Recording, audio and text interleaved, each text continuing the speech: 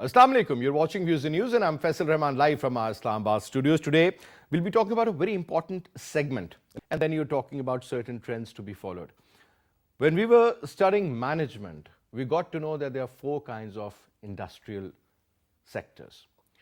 I'm not talking about that if A is manufacturing a certain product, B is manufacturing. There are so many various issues attached to it. It's about taxation, about relaxation, it's about getting the job done, it's about so many other components.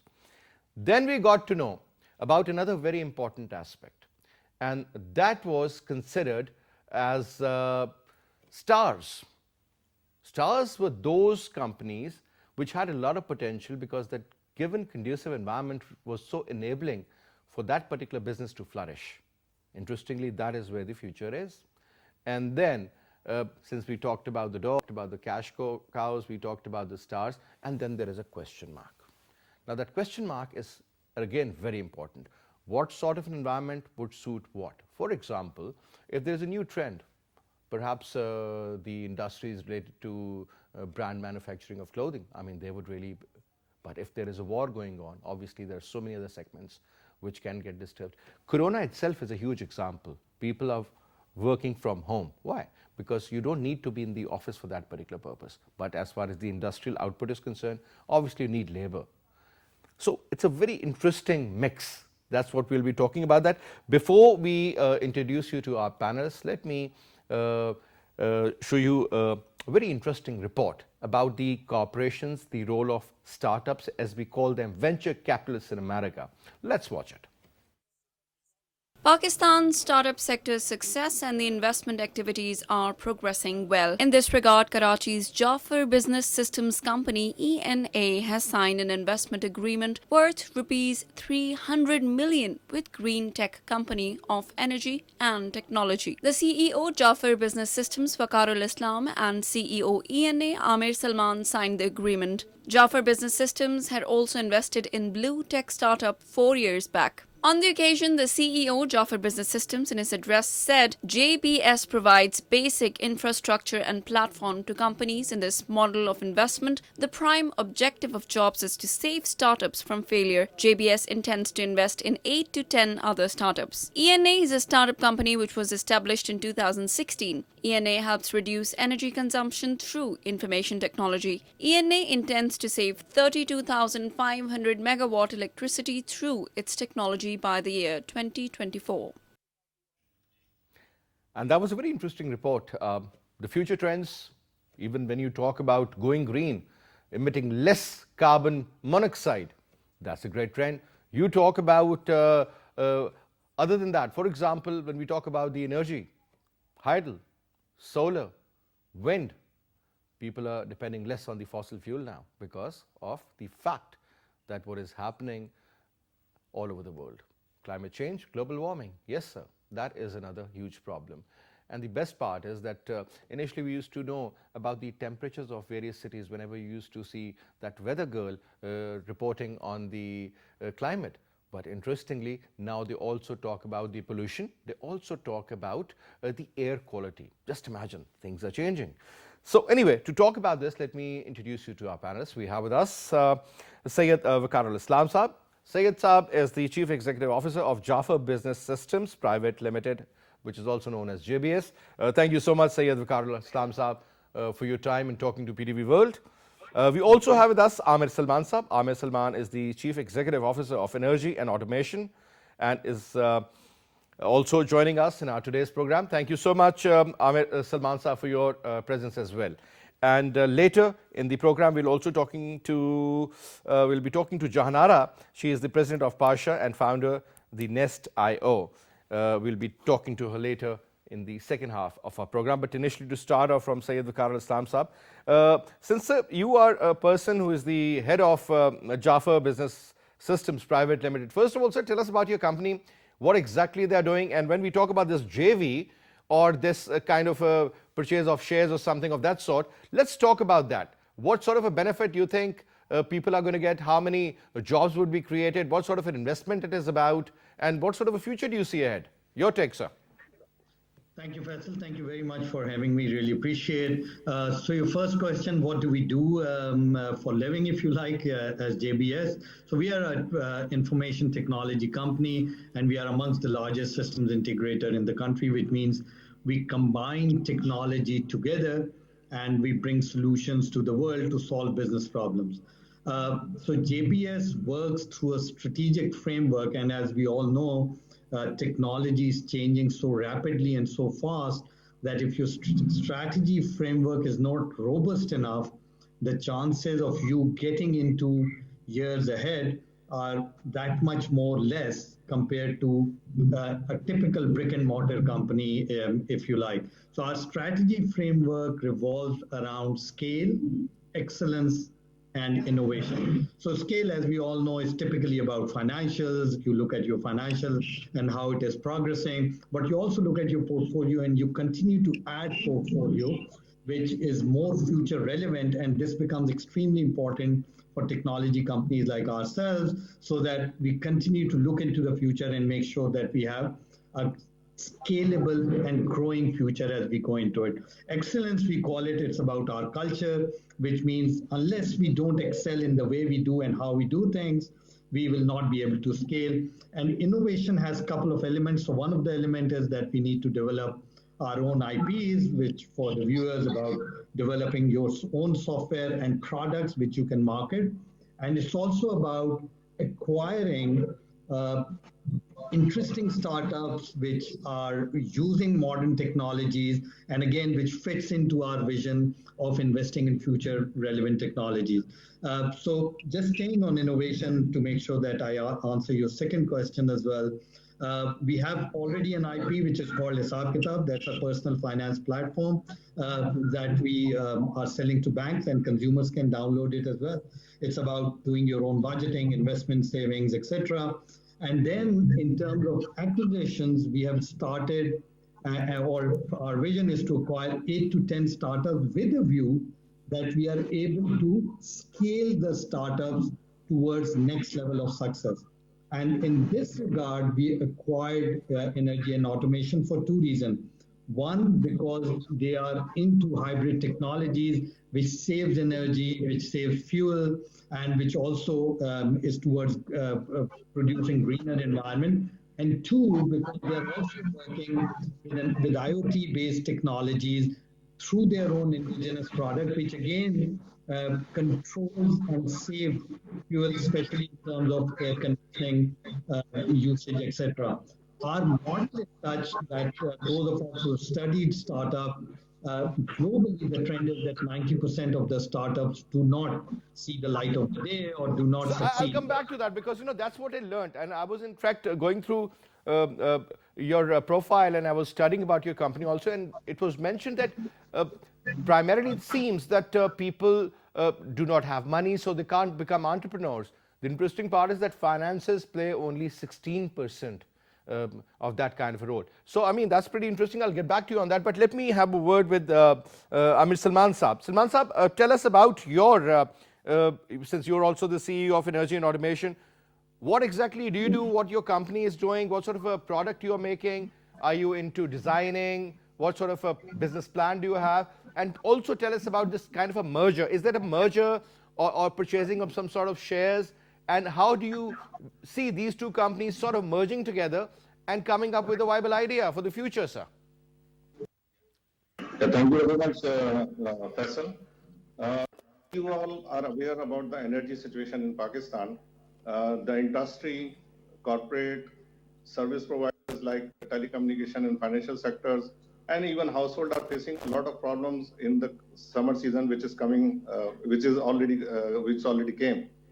So the problem which they are facing is high electricity tariffs, load shedding, and use of air conditioning increase their cost of production and cost of service providing to the consumer. So what they were doing since with the industry has been facing this problem, manufacturing industry and service provider, they were depending for their business operation continuity and for their service providing to the consumer.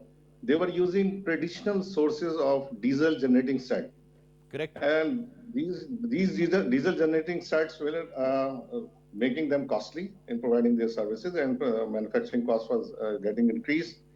Besides, diesel generating sites were harming the environment by creating carbon emission. So we were providing them traditional sources since last many years. So since 2016, few business professionals and few technical professionals, university graduates, we combined together, and we have decided to make some products which should be energy efficient, environmental friendly, IoT based, indigenous basis, locally produced in Pakistan, which should be providing low cost energy solution to the industry, household, telecommunication, and financial sector. And we have been successful in doing that since last few years. But what we were lacking was the solid platform, structured platform. So we were looking for someone who can provide us a structured platform. And luckily, we were able to get in touch with JBS, and we have started discussion. And this is a kind of JV which we have created to cater to industry requirements through IoT-based indigenous basis, IoT-based indigenously produced products. All right. Now, coming back to you, Waqar Saab, couple of points. I mean, you said that providing structure and platform to startups. Primarily, sir, since I've lived in San Francisco and I've seen the Silicon Valley very closely, even at that time, whenever we used to go to these venture capitalists, whether they're from India or local people like Steve Jurvetson or a couple of Indians, I remember Vinod Khosla was one of the big names at that time in California as well. But my point is, sir, that the venture capitalist, if I see that we see, I mean, is it exactly the same what you're doing here, sir? Or is it a little different? How do you support these startups? Because out there, if you look at these students, I mean, even at Stanford in their final semester, honestly speaking, they become millionaires because, you know, they get certain, they have an idea, and that idea could really be, you know, flourished out there because that conducive environment, as I earlier mentioned, really supports it. Your take, sir. Yeah, so we are not a venture investor or we are not a list. We are a running organization, and the way we think is that, as you mentioned too, that the research says today only 16% of the startup fail due to lack of access to finance. So even if you are a venture capital, and I'm not trying to say that, you know, they do a bad job, they do a brilliant job, and people need money to run businesses, but that only contributes 16% of the problem. Unless you are willing to address 84% of the other problem, the chances for startups to succeed will continue to be extremely low. So our acquisition model is such that from day one, and especially in countries like Pakistan, where we are still not there in terms of ease of doing business, though we have improved a bit in the last couple of years, but only a bit. And we are a difficult country to do business with, even for very established business houses. So for startups, going through all the rigmarole of the back-end processes, dealing with multiple agencies, dealing with all the other issues that typical businesses face, it's so difficult for them to focus on the back end while they also need to make sure they have their kitchen to run, for example, in the initial struggling phases. So what we do is that we bring the organization into our fold. We let them run the organization. And in order to run the organization, you need two key things. Of course, many other things, but two key. You need to have a product, you need to have a customer. We say that you bring the product and we'll help you get the customer because we have the platform. Rest of the things we'll take care of at the back end. Because we have a running corporate structure, and you come into that running corporate structure, you don't need to worry about finances, you don't need to worry about supply chain, you don't need to worry about how your kitchen will be run because we'll take care of it. You don't need to worry about supply, the entire IT infrastructure, the HR, the marketing, and all the other things that go in. So what it does is that it mitigates all the other risks that are associated with, if you like, failing a startup. And once those risks are taken away and you go to the market and you say, I'm part of JBS as an example, then all the fear that exists in the mind of customer that what if tomorrow the startup disappeared before they give the business, all those go away. You are part of a normal running operation and the market start to see you in a very different light. Correct. And hence your chances to succeed increase many-fold. So we don't invest, we actually bring them into it, which means we give them the complete management and corporate support and governance structure, which brings them into the right corporate framework of accountability, responsibility, and letting them be driven through systems and processes so that they go to the next stage. As I said, we've acquired one company already through this model, very, very successful. This is the second company, and we have very high hopes that this model will not fail us. All right. Now, coming back to you, sir, a couple of important areas I really would like you to throw light on. One is, if you remember, during the previous government of Pakistan, Muslim League Nawaz, they had a couple of very interesting, solutions as far as the employment is concerned and as far as the entrepreneurship is concerned, Naujawan program and so on and so forth. And there were 6 different programs, few were for the studies, there were internships, there were jobs, and then they were also talking about giving a certain amount to people who want to start any business, up to 2 million rupees. Or you could combine together and do a bigger business as well, whether in the agriculture side or otherwise. Imran Khan, when he took charge, he had a similar plan, slightly different, and we heard about the same side. Now, sir, have you consulted those people or those banks where you have the right people, potential people who are interested in doing some sort of a business and they are getting some sort of a finance? Do you have any plan to manage those, or do you think that could be a part of your system at some stage? So look, Faisal, our model is such that it needs a very engaged management and corporate support for anyone to come into our fold. So it's like creating a vertical within a running organization. So that's the way we think.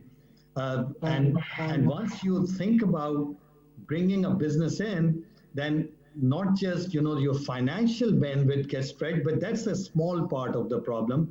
The real part of the problem that the whole management bandwidth as well as the organization bandwidth gets stretched as well. So so we are not looking at many organizations to come into our fold, and hence I mentioned the number about 8 to 10, and it needs to go through a stepwise process. So for example, we have acquired an ENA just now. Let them walk, let them run, let them get into the system, let them get absorbed into our structure. Look, if you look at this, since you mentioned Silicon Valley and we talk about North American corporates, what is one thing which makes them different from many of our corporates, if you like, or many of our local organizations? The key is they scale at the back of strong governance structure and strong systems and processes. That's something that we lack. At JBS, what we try and do is to bring that corporate governance structure, which brings people into a system, thus allowing them to get into a framework of, as I said, proper corporate structure, which allows them to get to their goals. All right. Hence, our model is more towards lot more engagement. Thus, we don't intend to go out and have many people. But yes, we need to have 8 to 10 startups, see how the model works. So far, so good. And then we continue to take it up from there. I mean, obviously, every model for a different business plan is different, for a different idea is different, for a different, kind of a service is different. Obviously, it matters. But, sir, coming to you, Amir Salman Saab, couple of points. Yes. I mean, you said that your company can actually save 32,500 megawatts of electricity. Great. I think this is not even the production of Pakistan at the moment. Second, you said that ENA to connect 25,000 IoT devices. It also, this is the data which I have, sir. And then it says green technology and reducing carbon footprint. Great. But, sir, looking at Pakistan, look at our energy mix. Look at the kind of dependency we have on coal, and in the future it is going to multiply. And second, on furnace oil. Don't you think there's a conflict of, interest over here from the public sector and the private sector. Your take, sir. Yeah, let me correct you first. The figures which we have mentioned are 32,500 megawatt is, yes, we'll be saving in 3 years of time. By installing Okay, 3 25,000 years. IoT devices, we'll be saving this much energy. It is still, sir, over 11,000 then a year. No. 30,000, the Pakistan total production capacity is 22,000 megawatt on a daily basis. Yeah, there was a confusion. Many people questioned about that. So the requirement is 37,000 megawatt on daily basis. So it is, I mean, the demand of electricity is 37,000 megawatt per day, not for 3 years. So let me correct it because a lot of confusion erupted yesterday after hearing this, after reading this news item. So, Okay. am I able to correct the figure? Yes, sir, I can hear you. Please go on. Yeah, so we'll be saving this much of energy in 3 years of time by installing 25,000 IoT devices. Mm-hmm. Yeah. And All right. if we'll be installing the hybrid solution in the generating sets, 10,000 supercapacitor battery modules, hybrid modules, we'll be saving 105 million liters of fuel of diesel generators, which will be emitting 300,000 tons of carbon dioxide in the But sir, environment. this idea primarily looks great on paper, but obviously you understand the kind of environment we have, the kind of business structure we have, the kind of attitude, the mindset which we have. There is going to be a lot of issues ahead. There are going to be a lot of hindrances and problems and obstacles as well. Now, also tell me, sir, about there was this concept of smart meters in Pakistan. I'm sure they were ready to get them from Sweden. And secondly, sir, those people who are already on solar, because you know, if you go to Europe, especially in Holland or Scandinavia or Belgium or in those areas, you'll see almost one windmill in every village, sir, and that produces about 1 megawatt. It costs you around $10 million, but at the end of the day, I mean, it's totally clean and it's 24/7. So we also had a similar plan on the coastal, and then certain areas close to Kalar Kahar. Nothing has happened so far, sir, on that front, and the initial cost is too high. Then coming back to another important area, and that is about solar. Again, nothing much. You talk about hydel, we have got old machinery. Any plan you think that could replace all these old technologies in the next, let's say, 3 to 5 years, and we move in the right direction, where at least we would be considered a responsible country?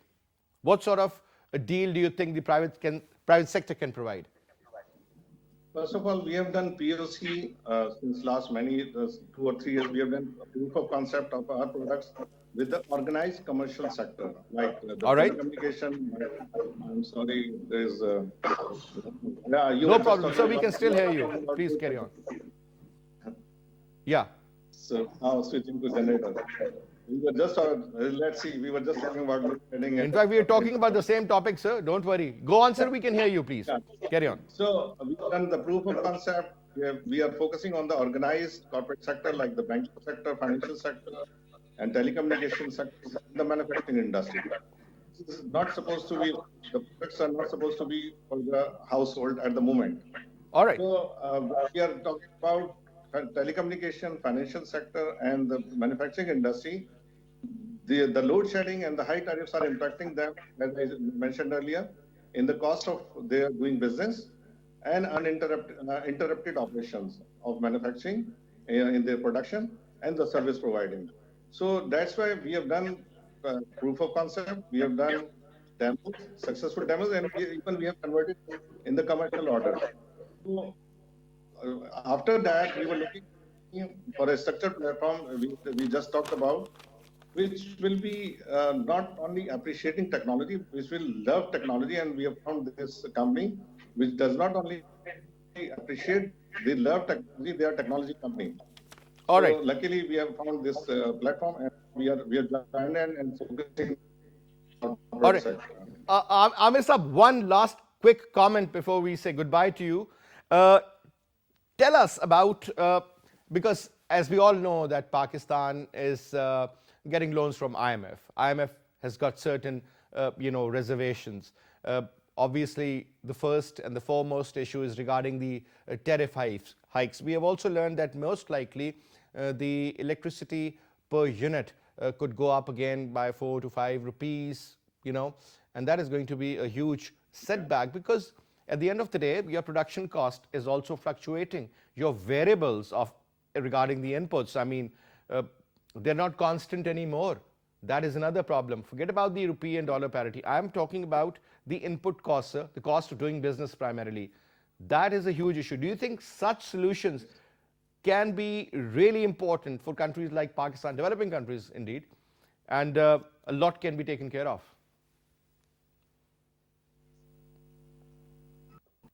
Yeah. As I mentioned that these devices, by installing these devices, they'll be substantially saving their cost of doing business. That's what we are targeting. That's what we are focusing. And definitely by installing these IoT devices, which are indigenous, produced in IoT base, so definitely they will be saving a lot in their cost of doing business and service providing. All right. Thank you so much, Ali Salman sir, for your participation in our show, sir. Thank you so much once again. Now, coming back to you, Waqar Saab, I remember even during the previous budget and even the one prior to that, Prime Minister Imran Khan set a target of almost $5 billion for IT. And I would like you to answer, because since you're one of the major IT companies in Pakistan, where exactly are we heading and what sort of hindrances you believe this particular sector is facing, sir?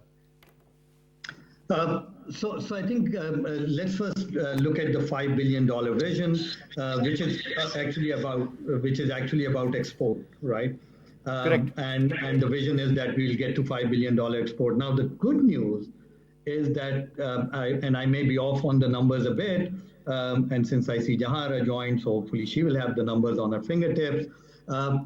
In the last 9 months, we have already surpassed $1 billion in exports.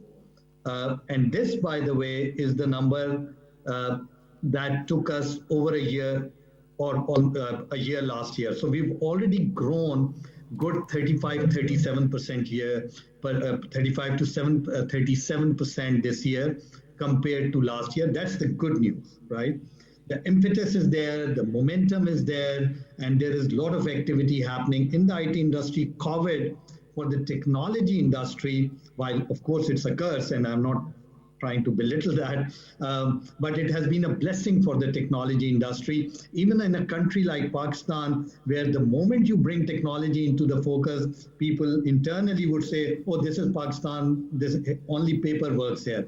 Even in this country, we saw cabinet meetings happening on Zoom. We saw public sector starting to work from home. We saw... Sir, seminars became webinars. Exactly. So much changed. This is what the beauty is all about, sir. We are moving in a direction where a lot of first world countries have already been there. So we are following certain tracks, and I think that gives us a great advantage to understand what exactly the future is going to look like. Now, we've also been joined in by Jahan Ara Sahiba.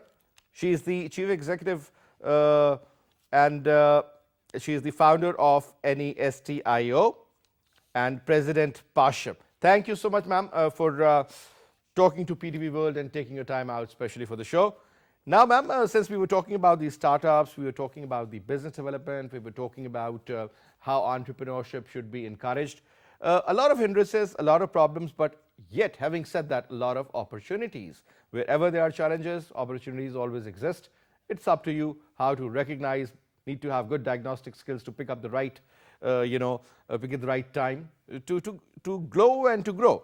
Now, ma'am, first of all, talking about the IT, the way it has grown, the way internet has sort of, overwhelmed everything. It has captured our minds. We are glued to machines. We never thought we would be.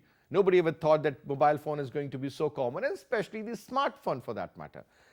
Now, my question is primarily about the future trends. It's more or less about applications. One single application is worth 6 times more than the total economy of Pakistan. Just imagine one single application, because it's been used by everyone. Every single house uses it. Obviously, the value increases. So, ma'am, tell us about the future trends. Where do you see Pakistan heading? Because at the end of the day, less people, more technology, mobile phone is the future. You can pay bills. You just need to flash it to get everything done. That's where the future seems to be. We are still lacking behind and living in the 18th century, perhaps. Your take, ma'am?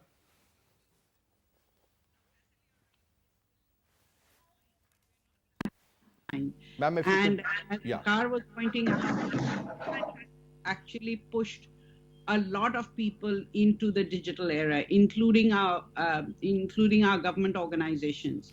So because there was no other choice, people had to become digital. They had to start using digital technology to do a lot of things. So now people pay their bills online, they buy groceries online, they get education online. Little children are getting their education either on WhatsApp or through their mobile, on on online through Zoom. So things are changing even in Pakistan. So I don't think we should undermine that, especially because 60% of our population, 64% actually, is below the age of 29. And technology for them is on their fingertips, especially with mobile phones and smartphones becoming much more prevalent. You will see that the adoption of technology, it's already grown a lot, but it will grow even further as we move forward. Even those of us who are older are having to adopt it. So I don't think, and even healthcare institutions are using it. A lot of donations are happening online. Everything has gone online because there is no choice. So I think the future is in digital, and both the government as well as the private sector, as well as young people are using it for everything these days.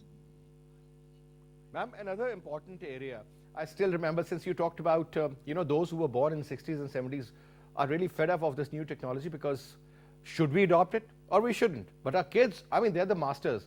If I have a problem, I always end up, asking my son to sort out my issues. And he says, Baba, it's so simple. And I'll be like, yeah, maybe perhaps for you, not for me. Ma'am, now a couple of important areas. I remember once my uncle came from Europe way back in 80s, and he was telling us about the concept of an ATM. And he would tell us that, this is how you insert your card, and then you press the buttons. It's just like a telephone, and a certain amount of money comes out. And then we were confused that how come the machine would know that this is £1 or £10 or £15, and how would it get deducted? Because at that time, even Citibank wasn't in Pakistan. It used to be total manual, two signatures of the manager and the vice manager, and then they would minus a certain amount. And we were like, what? And now, yes, again, when Telenor came into Pakistan, Musharraf was in Pakistan talking to Mr. Baksas, who was also connected in Australia. And we were like, wow, what is this happening? Smartphones have totally changed. Now the question comes, ma'am, since you talked about the digital era, you talked about the dot-com generation. Yes, ma'am, now we pay the bills, we get the education, we get the groceries through the online and everything. It's reducing jobs, ma'am, and we are depending more on technology and on devices, on applications. Do you believe, ma'am, that at some stage this cash handling, that is the major problem, the gray area of economy where people do not pay taxes, could be replaced by plastic money, could be replaced by digital money? That's exactly what Raza Bakir Saab was talking about in an interview given to CNN yesterday also. Your take, ma'am? Yes, absolutely. Your first question about whether it's going to take over jobs, yes, it's going to reduce the kind of jobs that used to be common. But new jobs are being created, and new types of learning will have to be, you will have to make sure that you give the kind of training and learning to people so that they can start applying for the new jobs, because that's the only way that you'll become digital, right? As far as digital money and what Dr. Raza Bakir said yesterday, absolutely, it's already begun to happen. So we see fintech players in the market who are now accepting payments and enabling payments digitally. You can, just like in the early days of digital banks, you were able to use online banking to transfer money. Now these are wallets or aggregators that enable you to transfer money for anything that you want to purchase. So it's not just about credit cards or debit cards. That they're going to be left behind, because this digital money and these digital wallets and these digital aggregators are taking over the market. They will. I mean, it started, but it will become much more prevalent as you move forward. So barcodes would be taking over. All you need to show is a certain barcode in your phone, and that's your ticket, that's your passport, and that's what the future is all about. Now, people are pretty confused that is this COVID for real, or they really want to implant chips inside us so that we are totally taken care of. We are moving. This is where the technology is heading, ma'am. And I guess the technology which we are using now existed in 60s and 70s in USA. That is what CIA was using at that time. So whenever they want to put a check, they can do that. Now, ma'am, another quick comment before I move back to my other guest, Syed Waqar Saab. But this question is important because, ma'am, you talked about that private sector is also getting, a lot of innovation, getting digitalized and everything. Ma'am, honestly speaking, files and papers and papers and papers. I remember when General Musharraf was in power, our IT minister was Mr. Awais Laghari. Since he's a good friend of mine, I spoke to him. He said, well, we are going to be in an environment that is going to be paper-free. I said, really? And I'm talking about 2003-04. It's been almost how many years, ma'am? 16, 17 years. And he said, well, I've stopped checking any files and, which have got papers. I said, let's talk about emails and these messages. Ma'am, 16 years, nothing. Same old of school, prevails. That same Qasid and the Naib Qasid, and that concept is still very much there, sir. Public sector is hardly into the uses of new technology. Do you think once this old lot is going to go back and retire and stay home, things would change? Or you think that these old minds can also be sort of manipulated, let me use the negative word, and at least some sort of a chip could be implanted so they can also live in the present day and world? So I don't believe that any chips have been implanted. I got my first shot of COVID, and I don't think anybody implanted a chip in me. I think things are changing. We interact, both Waqar and I interact a lot with the government. Many of them now hold a lot of their meetings on Zoom. They know how to operate, or they have somebody with them who helps them operate the computers and enable them to carry on a discussion with us. They share information on email. They share agendas with us, minutes with us. But yes, the files still exist. And I think there is a reason for the files existing, and that is because if it became entirely digital, then perhaps the transparency that would occur and the accountability is something that, whether it's private sector or public sector, everybody is still resisting. And that needs to change. I believe it has got a great future, ma'am. This is what the future is all about. Things have changed already in the West, and that's exactly where we're moving at the moment. Coming to you, sir, since we are getting short in time, but I would like Waqar Saab to comment. I mean, when we talk about the youngsters, the startups, sir, university level education is very important. We do understand that. But there are a lot of people who are totally illiterate, sir, but I think they are great entrepreneurs. So exact education or no education will not make any difference. It's the idea, how you execute it, how you understand the market fundamentals, how you sort of gauge. It's all about your decision-making process, that how you evaluate your issues, how you look after your problems, and then, come up with a viable solution. That's the way forward. Now, sir, do you think the youth is ready and geared up for that? So let me ask you a question. You think they are not? They absolutely are. I would say 50-50, sir. 50-50. Yeah. So let me first on a lighter note give a comment, because you mentioned that older generation is fed up with technology. It's not. We are all using this technology through this communication. So I'm on Skype. The older versus the youngsters. Yeah. So yeah, I mean, so age is a number. It's the mindset that matters. And look, the second point, which is important from a digitalization viewpoint, it is not a matter of if. It is a matter of when. Sooner, the better.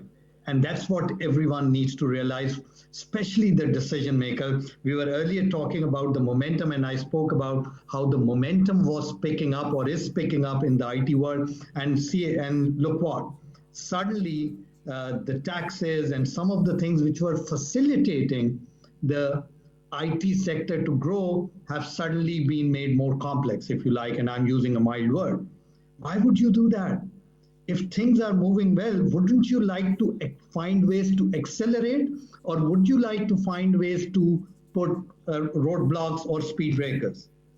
And I think it's this mindset. Sir, but having said that, I would always look at the obstacles coming in my way, sir. Absolutely. So I think it is important for government to realize that IT and technology sector is the future. You can't escape it. Now we talk about paper. Yes, it exists today and we all know it, but it will need to reduce. They cannot get rid of it. And is it reducing? I mean, the kind of numbers I saw central bank governor on CNN yesterday, and he was giving some numbers on internet banking, on mobile banking, and they are increasing at phenomenal pace in this country. You cannot escape it. So the point is that the government needs to realize that they need to come out, that there is only one word, and that's where the problem is. And we need to make sure that for the youth of this country, we change this mindset. When people make policy today, they still believe there is only physical world, and they make policies for the physical world. Our policymakers need to realize a real, growing, futuristic existence of digital world. It exists. It is growing. It is inescapable. It is unavoidable. That's exactly what it's all about, sir. Absolutely. Absolutely. But anyway, sir, since we are totally running out of time, and I would really like to say thank you so much to you, sir. Thank you very much, ma'am, for your participation in our show. And that's all we have for this hour. Inshallah, I'll see you next week. Till then, you take good care. Khuda Hafiz.